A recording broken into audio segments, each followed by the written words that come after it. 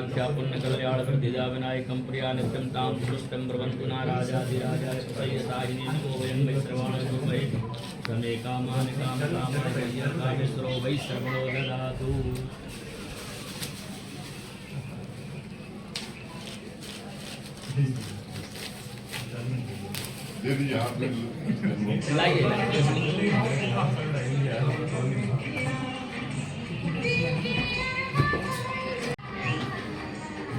श्री महामहिम जी का धर्मनगरी पावनपुरी कोनी में बहुत बहुत बहुत बहुत स्वागत है।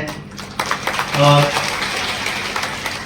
हम लोग कभी सोच भी नहीं सकते थे यहाँ पे कि इस हमारे पावनपुरी कोनी में इस प्रकार से आपका पदार्पण होगा और सबको इतना स्नेह और प्रेम मिलेगा।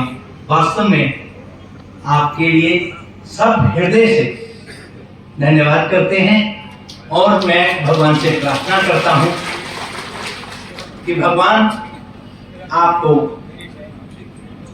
लंबी उम्र दें और स्वस्थ रहें, आपकी हर मनोकामना पूर्ण हो।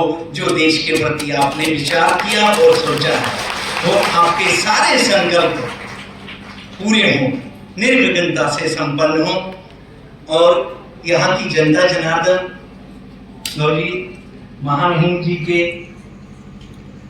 आने का खुशी मना रही थी और इंतजार कर रहे थे कि क्या सभी लोग ये सोच रहे थे कि क्या ऐसा होगा कि आप यहाँ आ रहे हैं। ये बहुत बड़ी बात है, आपके आने से यहाँ पर लोगों को एक अच्छी दिशा मिल रही। बहुत ही अच्छे तरीके से लोगों के कुछ इस तरह से कुछ विचार होते हैं जो अलग अलग सोचते रहते हैं, लेकिन आपके कहने से जो उन्होंने सुना, सबके मन के कई भाव हैं जो उनके आपके प्रति आदरणीय भाव हैं। और यहाँ पे आपको बताना जरूरी है कि ये 10 वर्ष से लगातार यहाँ पर पावनपुरी कोनी में अति विष्णु महायज्ञ किए जा रहे हैं। और ये मेरी जन्मभूमि भी है, यहाँ मेरा जन्म स्थान है। और मैं सोचता हूँ मैं 26 वर्ष के बाद यहाँ पे वापिस आया था बद्रिकाश्रम में रहने के बाद, और अभी भी बद्रीनाथ जी में ही रहता हूँ। 1 महीने के लिए आते हैं। यहाँ के सभी श्रद्धालुओं का एक संकल्प था कि यज्ञशाला पक्की बन जाए और हर वर्ष बांस और बलियों की बनती थी। और इस बार सबकी मनोकामना पूर्ण हुई और यज्ञशाला बन के तैयार हुई और आपके कर कमलों के द्वारा ये लोकार्पण हुआ। और भारत के अमर वीर बलिदानियों का जो इस तरह से देश के लिए जिन्होंने सर्वोच्च बलिदान दिया अपने जीवन का, उनके लिए यहाँ पर सभी का ऐसा विचार था। तो यहाँ पर वीर स्तंभ जो अभी बन करके तैयार हुआ है वो भी लोकार्पण आपके कर कमलों के द्वारा हुआ। वास्तव में हम लोग धन्य हुए। और 20 वर्षों से करीब करीब अति विष्णु महायज्ञ भारत के अमर वीर बलिदानियों के नाम से हम लोग किया कर रहे हैं लगातार 20 वर्षों से। और कोशिश करते हैं कि जितने भी परिवार हमारे हैं जो अमर वीर बलिदानी हो गए हैं, उनके परिजनों को मिलते हैं, उनके परिवारों को लेकर के हर कुंभ में भी जाते हैं, तीर्थों में जाते हैं। चारों महाकुंभ जो हमारे भारत की बड़े बड़े तीर्थों में होते हैं, श्री प्रयागराज में, उज्जैन में महाकाल की धरती पे, नासिक में, हरिद्वार में मां गंगा के पावन तट पे, सभी जगह पे सभी जितने भी परिवार हैं ये सभी लोग गए। और वहां पर हर जगह पे ऐसे ही बड़ी यज्ञशाला बनती है और 108 हवन कुंड बनते हैं। और ऐसे ही चारों तरफ यज्ञशाला के अमर वीर बलिदानियों के चित्रपट लगाए जाते हैं और भगवान के वेद मंत्रों के द्वारा आहुतियां दी जाती हैं। उन वीर बलिदानियों के नाम, उनकी पुण्य स्मृति में उनको याद करते हुए ये यज्ञ किया जाता है।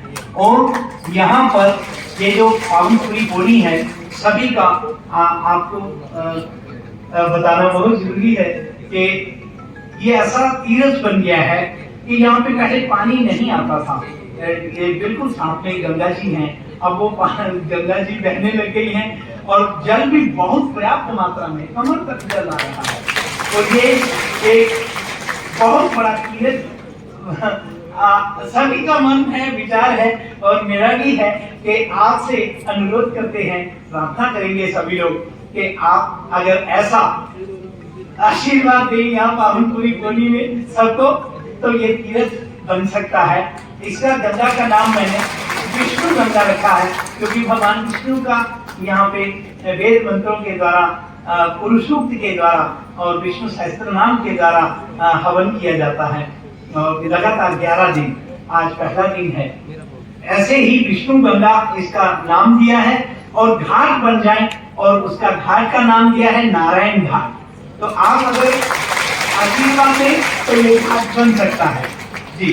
तो ऐसे ही इस तरह से सभी का मन और सभी का ऐसा मनोकामना है कि ये तीर्थ बन जाए, और इस तीर्थ को सभी जितने भी जनता जनार्दन यहाँ आए और आकर के दर्शन करे, स्नान करे, हवन करे, ये सभी की मनोकामना है।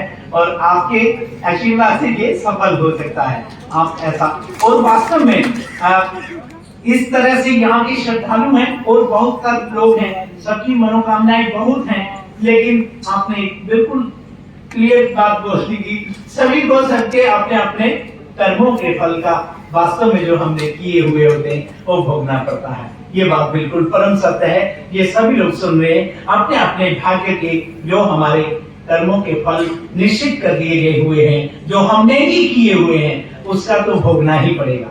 और इसीलिए इन्हीं शब्दों के साथ बहुत टाइम हो गया है, बहुत देरी हो गई है। बहुत बहुत महामहिम जी का स्वागत है, बहुत बहुत आपका वास्तव में बहुत बहुत स्वागत सबके पावनपुरी धर्म नगरी कोनी की तरफ से बहुत बहुत स्वागत। धन्यवाद। जय हिंद, वंदे मातरम। पूज्य गुरुदेव के चरणों में नमन करने के हुए मैं एक बात याद दिला दूं महामहिम जी को कि उन्होंने एक शब्द कहा संकेतों में, वो कुछ शब्दों